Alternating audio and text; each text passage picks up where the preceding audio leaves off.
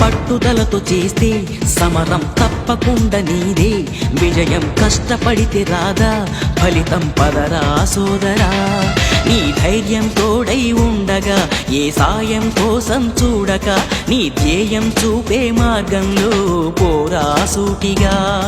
ఏ నాడు వెనకడుగేయక, ఏ అడుగు తడబడనీయక, నీ గమ్యం చేరేదాకా దూసుకుపోరా సోదరా.